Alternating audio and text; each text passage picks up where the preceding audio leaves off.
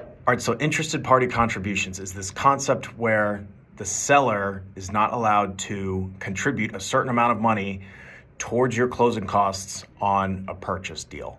So basically the way it works is it's different per type of loan that you get. There's maximums in terms of percentages.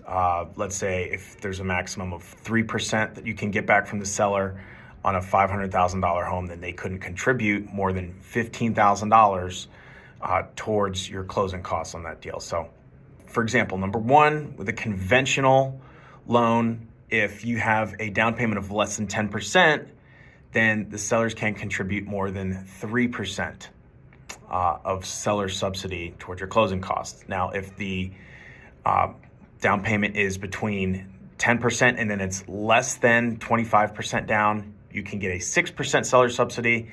And then if it is a down payment of at least 25%, then you can get up to a 9% seller subsidy for the closing costs for your purchase.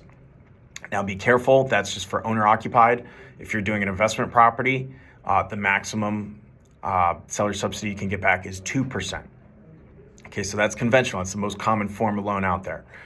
Then FHA allows you to get 6% of the purchase price in closing costs back. So if you're buying $300,000, that would mean you can get $18,000 in terms of closing costs from the sellers.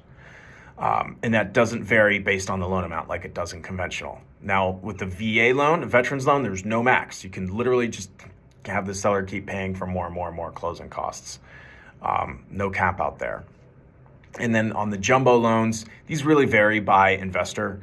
It's commonly 3% for your standard 20% down loan. And then it can be more. You can have a larger amount of closing costs paid for by the seller with a larger down payment. A couple things. Closing costs on a home usually run somewhere between 2.5% to 4% on any home.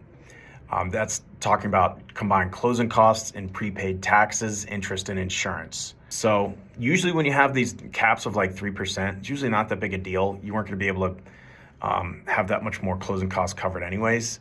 But even after a certain amount, if you were able to get 4, 5, 6, 7%, usually at that point, once you go past the 3% in closing costs, you can really only have a benefit of those closing costs being paid for you by the seller of paying down the rate for you. Because once you've had all the closing costs, the standard amount of closing costs paid for, they can really only then pay down additional optional closing costs for you, which are points to lower your interest rate and payment. So, but anyways, I hope that made sense. Leave a comment below to tell me what other topic you'd like to see me cover.